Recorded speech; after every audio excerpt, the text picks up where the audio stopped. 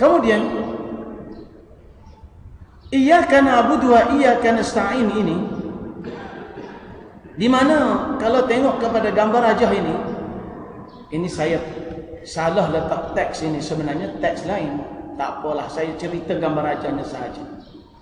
Di mana iyyaka na'budu ini tuan-tuan, wa iyyaka nasta'in, hanya engkau yang kami sembah dan hanya engkau kami mohon pertolongan. Kata ulama, yang ini kata silap saya Ibnu Qayyim Al-Jauziyah dalam kitab dia yang kita akan bincang sedikit malam ini, itu Madarikus Salikin. Dia kata merupakan suatu paksi atau tujuan kepada penciptaan alam ini dan penurunan segala arahan, sama ada dalam bentuk suruhan atau larangan. Maka segala penciptaan, segala suruhan dan larangan itu diturunkan Allah demi untuk mententeramkan atau melaksanakan atau merealisasikan berlakunya penyembahan dan kebergantungan manusia kepada Allah Subhanahu wa taala. Ini pun masih dalam mukadimah. Dan sesungguhnya penurunan segala kitab-kitab dan syariat-syariat umat nabi-nabi terdahulu sampai kepada nabi kita Muhammad sallallahu alaihi wasallam juga, semuanya hanya untuk membawa manusia kepada iyyaka na'budu wa iyyaka nasta'in. Dan seterusnya diwujudkan sistem as-sawab wal iqab, pahala dan balasan buruk, juga demi melahirkan berlakunya iyyaka na'budu wa iyyaka nasta'in. Dan seterusnya al-ubudiyah wa tauhid, yaitu ketundukan dan kehambaan serta mengesahkan Allah itu sebenarnya adalah juga untuk melaksanakan ataupun menjalankan, melakukan iyyaka na'budu wa iyyaka nasta'in di kalangan hambanya di atas muka bumi. Jadi tuan-tuan sekalian, sebab itu ulama mengatakan benda ini sebagai paksi kepada ilmu dan segala kitab yang telah Allah Ta'ala turunkan kepada kita. Jadi tuan-tuan sekalian, dua-dua perkataan ini, wahumal kalimatanil maksumatani, kedua-dua kalimah yang kita boleh bahagi kepada dua bahagian ini, yaitu satu bahagian iyyaka na'budu dan satu bahagian lagi iyyaka nasta'in, dia merupakan suatu kalimah yang berlaku, yang dibahagi baina rabbi wa baina ibadihi aw wa baina abdihi, yaitu kalimah yang diasing, yang dibahagi dua, sekerat untuk hamba dan sekerat lagi untuk Allah Subhanahu wa taala. Ini tuan-tuan sekalian, sebab itu bila kita baca Al-Fatihah, bila sampai kepada iyyaka na'budu wa iyyaka nasta'in, maka di situ kita mesti merasai apa maksud kalimah iyyaka yang disebut itu, na'budu dan nasta'in yang kita baca. Ini yang kita cuba nak bawa kepada kita semua malam ini. Secara ringkas saya lukis kat sini. Iyyaka na'budu, tujuan dia ialah melahirkan ghayatul hubbi, yaitu kemuncak kecintaan. Maka apabila seseorang itu membaca iyyaka na'budu, tertera di hati dia, terasa di hati dia bahawa yang paling dikasihi di hatinya hanyalah Allah Subhanahu wa taala.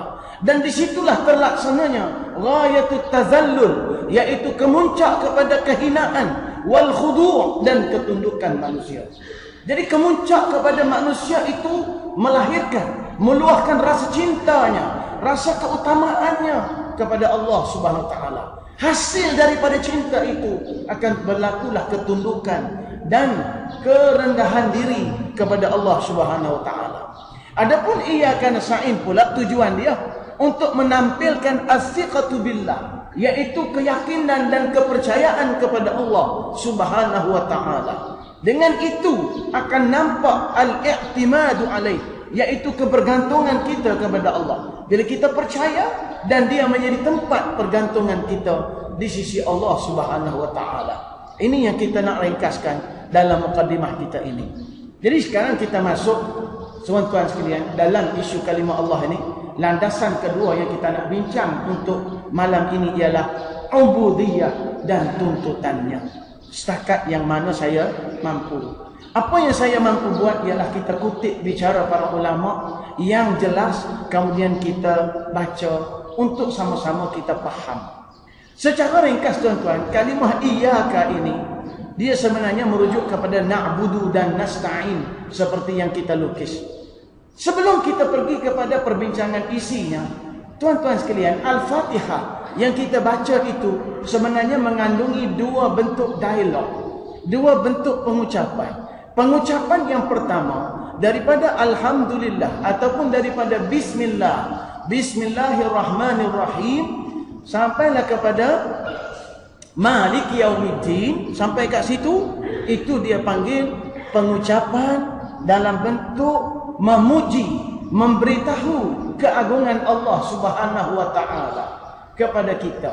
Maknanya ayat di situ Allah sebut dalam bentuk bahasa yang diucap kepada pihak yang ketiga, bukan dalam bentuk untuk diri pertama atau dalam bentuk diri kedua. Maknanya Allah bercakap seolah-olah kita ini sebagai orang yang ketiga dan malaikat yang menyampaikan melalui Nabi Muhammad SAW itu sebagai pihak yang kedua yang menyampaikan ayat itu kepada kita untuk diberitahu siapa Allah. Maka apabila Allah berkata Alhamdulillahirabbil alamin, segala puji bagi Allah Tuhan sekalian alam, Ar-Rahmanir Rahim, yang Maha Pemurah lagi Maha Pengasih, Maliki Yaumiddin, yang memberi hari raja kepada hari pembalasan atau hari agama itu. Maka tuan-tuan sekalian, itu dalam bentuk Allah bercakap kepada Nabi untuk diberitahu kepada kita. Dan lalu ayat ini dibaca oleh kita. Dibaca oleh kita dalam solat, seolah-olah kita membaca balik dan seolah-olah kita memuji Allah Subhanahu wa taala yang diseru kepada kita itu. Jadi tuan-tuan sekalian, apabila kita membaca ayat ini dalam peringkat Alhamdulillah sampai kepada iyyaka na'budu wa Maliki Yaumiddin, dia bermaksud seolah-olah kita memuji Allah dalam keadaan Allah nun jauh di sana. Tetapi apabila kita merasai makna-makna Alhamdulillah yang telah kita bincang dalam siri-siri sebelum ini, Ar-Rahmanir Rahim kita tak bincang sebab dia besar sangat. Kemudian Maliki Yaumiddin pun kita tak bincang. Kita hanya sentuh dari sudut isu kalimah Allah, yang mana dia boleh memberi jawapan kepada kita. Maka apabila kita baca dalam keadaan sedemikian ya tuan-tuan, sebenarnya kita seolah-olah memuji Allah dan Allah berada nun di sana, di tempat yang tinggi. Tetapi bagi hati yang lentur, hati yang hidup, dia dapat merasai sewaktu dia berkata Alhamdulillah, berlaku hubungan timbal balas seperti yang telah kita bincang pada minggu sebelum ini. Bagaimana hati itu semakin lentur, semakin menjadi sendu dan menjadi syahdu apabila dia memuji nama Allah, kerana dia bersyukur di atas pertolongan Allah untuk mendorong dia bersyukur kepada Allah, dan dia merasai nikmat yang Allah Ta'ala beri melalui kalimah Ar-Rahmanir Rahim, yang Maha Pemurah lagi Maha Pengasih. Kemudian dia lagi merasai gerun dan takut kepada Allah sewaktu dia membaca Maliki Yaumiddin, yaitu hari atau satu ayat yang memberitahu tentang hari yang akan berlaku walaupun dia belum berdepan dengan hari itu dan belum sampai kepada masanya. Maka di situ Allah daripada Bismillahirrahmanirrahim tadi, dia akan hadir secara selangkah mendekati hati orang yang membacanya itu. Dan ketika itu dia akan berkata Iyyaka. Maka bila masuk kalimah Iyyaka itu, dia tidak lagi bercakap dengan Allah seolah-olah Allah itu jauh, tetapi dia sudah merasai Allah itu ada di depan dia. Maka dia berkata, wahai Allah, Iyyaka, hanya engkau wahai Allah. Seolah-olah dia dapat melihat, seolah-olah dia dapat merasai kehadiran Allah dalam bacaan solatnya itu. Maka di situ dia bertukar bahasanya daripada bahasa dialog kepada pihak ketiga kepada berdialog dengan Allah secara bersemuka. Itulah kalimah iyyaka na'budu wa iyyaka nasta'in. Sebab itu di sini dia guna bahasa engkau dan kami. Engkau pihak yang kedua dan kami adalah pihak yang pertama.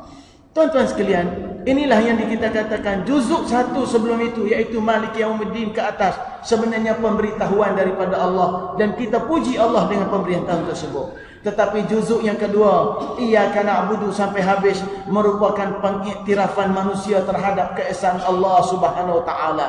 Dan insya-Allah tuan-tuan, kita akan bincang kenapa Iyyaka ini dikedepankan dan sebagainya.